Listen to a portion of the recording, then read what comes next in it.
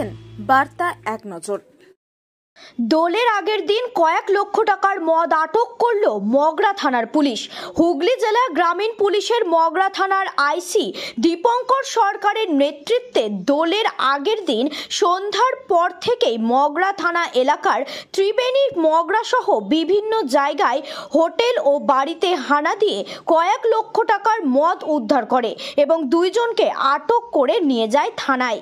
উপস্থিত ছিলেন DSP crime Abhijit Sinha Mahapatra সহ বিশাল পুলিশ বাহিনী। বাবার নাম কি?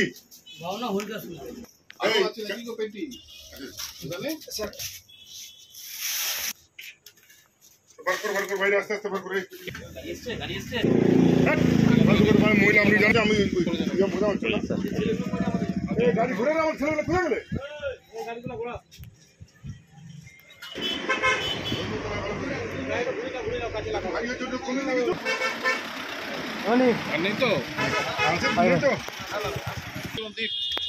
সবাই মিলে ছবি তুলে দিতে হবে। আমাদের সরকারি এই আমাদের সূত্রে বসেন স্যার, বসেন স্যার।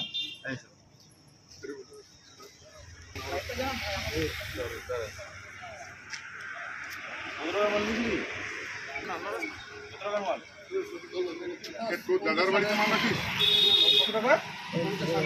দাদার নাম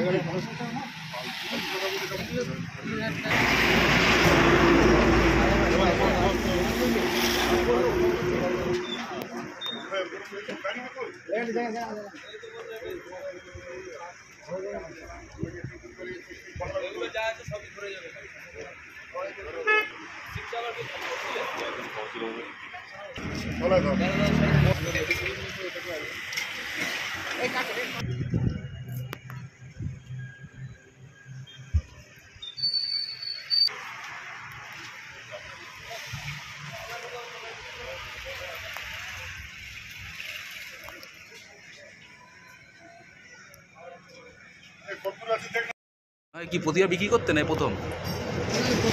হ্যাঁ, আর কে আছে? আর কেউ নেই, আর ওইদিকে ধাবা আছে, এসে ধাবা ওইদিকে বিক্রি করে। তুমি কি একা আছো না আর কেউ আছে ব্যবসার সঙ্গে? না, আমি কোথায় মাল, এইখানে মাল কোথায় দিত? বাড়ি থেকে বিক্রি হতো? বাড়ি থেকে যে যখন চাইতো দিতাম। কোনো দোকানে সাপ্লাই করতে মাল? না না। কদিন ধরে এই ব্যবসা করছো?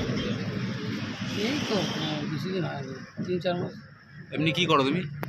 এমনি ক্যাটারিং কাজ বাজ করি। তা হঠাৎ এই ব্যবসা নামলে? কে আছে? আর্থিক অনটন, কাজ নেই, কম্ম নেই, তাই বলে এই ব্যবসা? তোমার সঙ্গে আর কেউ আছে? না। কি নাম তোমার? আমার মানিক। হ্যাঁ, মানিক মালো। দীপঙ্কর দাস। হ্যাঁ স্যার, কতটা উদ্ধার হলো স্যার?